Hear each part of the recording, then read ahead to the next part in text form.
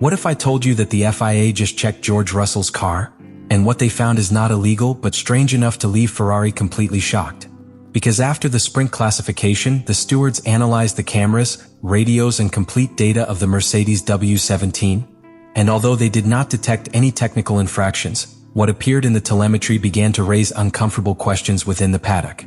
Unexpected top speed, extremely efficient hybrid management and car behavior that does not fit with what rivals are seeing in their own data. Ferrari was one of the first teams to realize this. And when they began to compare the information available from Russell's car with their own simulations, the reaction within the team was immediate. Frédéric Vasseur did not expect to find such a fine-tuned Mercedes in such a short time. And now in the paddock many are wondering exactly the same thing. If the car is completely legal, then what has Mercedes really discovered in its W17 that others still don't understand? The first incident took place in the pit lane, when Russell tried to enter the so-called fast lane while another car was already occupying that path. This type of maneuver can be potentially dangerous, so the circuit cameras, radio communications between driver and team, as well as the car system data, were immediately reviewed. The second episode occurred during a practice start outside the permitted area, beyond the area delimited by the race direction next to the pit wall. Both situations activated the usual review protocol by the FIA, which analyzed all available elements to determine if there was any type of infraction. After reviewing all the information, the official conclusion was clear. There was no technical illegality in Russell's Mercedes. The stewards only issued a formal reprimand and warning to the team, considering that these were operational errors related to procedures during the weekend and not a problem with the design or operation of the car. On paper, the case seemed closed, but in reality that moment was the beginning of something much more interesting within the paddock. During the review process, the FIA also had to analyze a large amount of telemetry from the car. And that is where data began to appear that aroused the curiosity of several rival teams.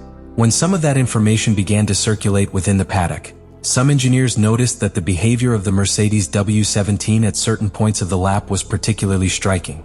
There were sectors where the car's top speed was higher than that of its direct rivals, but what was really strange was that this performance did not seem to be accompanied by a clear loss of aerodynamic load in fast corners. In Formula One, there is usually an inevitable trade-off between straight-line speed and cornering performance. If you reduce aerodynamic drag to gain top speed, you usually lose stability when cornering.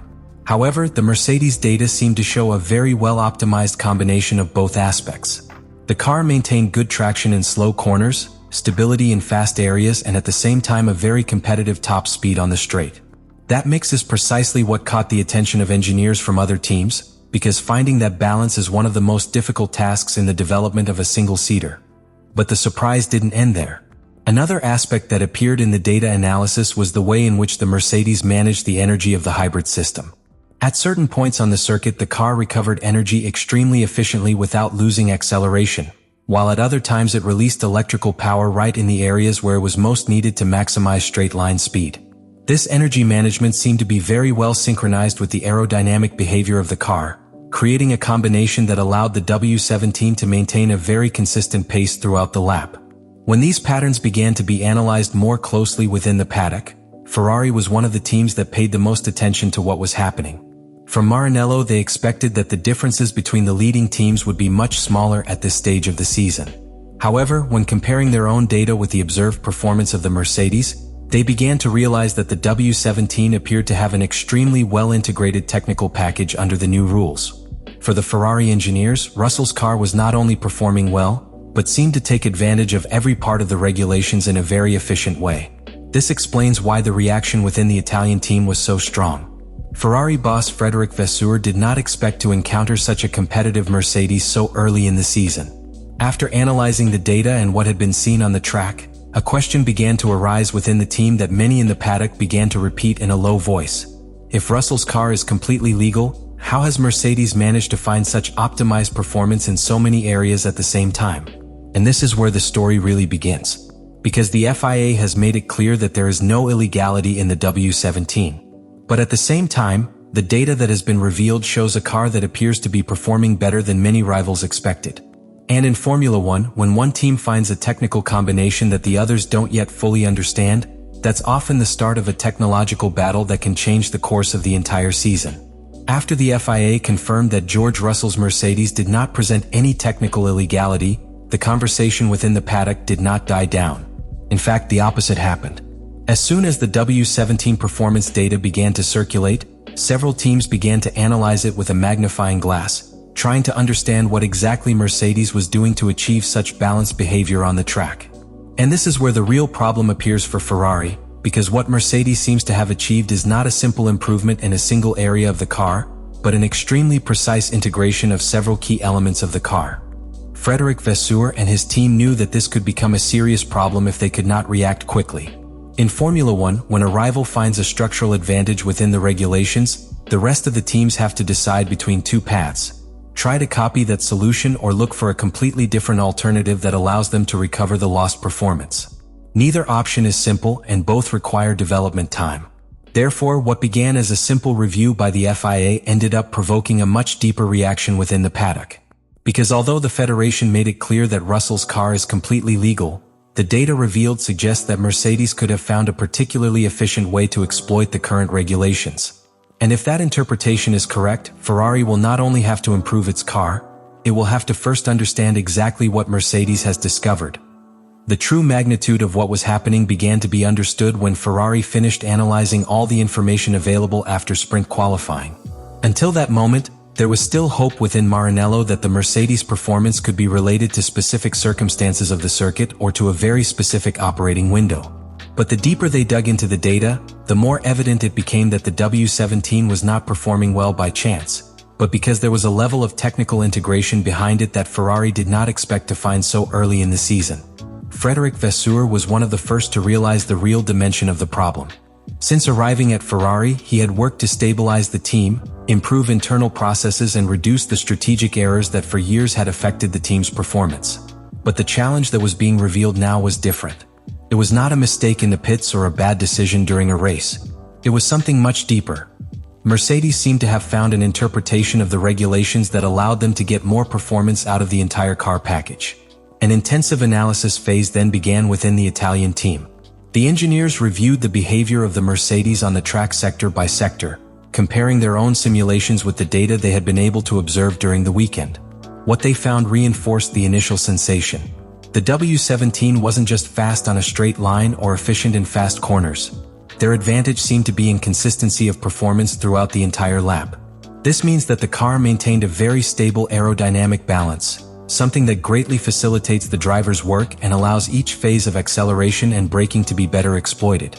For Ferrari, that kind of stability is especially concerning because it's usually a sign that the car's concept is working well from the ground up. When a car has a solid aerodynamic platform, any small improvement introduced throughout the season can multiply its effect.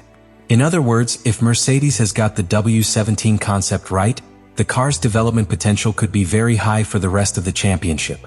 That possibility is precisely what left Vasseur shocked. Not because the Mercedes was invincible at the time, but because the kind of advantage Russell's car seemed to be showing is not easy to replicate quickly. Copying a visible aerodynamic solution can take a few weeks, but replicating the full integration between aerodynamics, hybrid engine and car balance is a much more complex process. It requires structural changes to the design, new simulations and many hours of work in the wind tunnel. Ferrari now finds itself exactly at that point. The team knows that its car has potential and that the season is just beginning, but it also understands that it cannot afford to fall behind as Mercedes consolidates its technical advantage. That is why the next races will be key. Not only to see if the W17's performance holds up, but also to see if Ferrari can find a way to respond to what Mercedes seems to have discovered. Because the FIA has made something very clear in this entire process. George Russell's car is completely legal. But what it has also revealed is that Mercedes could have found one of the most efficient technical combinations of the moment. And if that's truly the case, then the technological battle that just began could define the course of the entire season. What started as a simple FIA review after sprint qualifying ended up revealing something much deeper within the paddock. The Federation analyzed cameras, radios and telemetry of George Russell's car and made it clear that there is no technical irregularity in the Mercedes W17. There is no illegal system, there is no component outside the regulations and there is no type of technical doping in the car. But at the same time, the information that came to light during that review showed something that has especially worried Ferrari. Mercedes seems to have found an extremely efficient technical combination between aerodynamics, power unit and hybrid management. For Frédéric Vasseur and his team, this discovery was a reality check. Ferrari expected a much more balanced fight at this stage of the season, but data that began to circulate within the paddock suggested that the W17 was performing with a level of optimization that few anticipated. A car capable of maintaining competitive top speed, cornering stability, and very refined energy management throughout the entire lap is not something that appears by chance. Normally, it is the result of a very well-worked technical concept from the base of the project. That means the real challenge for Ferrari is not simply finding a few tenths in an aerodynamic upgrade. The challenge is to understand what exactly Mercedes has done to achieve that level of integration between the car's different systems. And in modern Formula One, deciphering a rival's technical secret can take time, especially when the advantage comes not from a single visible part, but from the way the entire car works in perfect synchronicity. Let me know in the comments what you think about all this.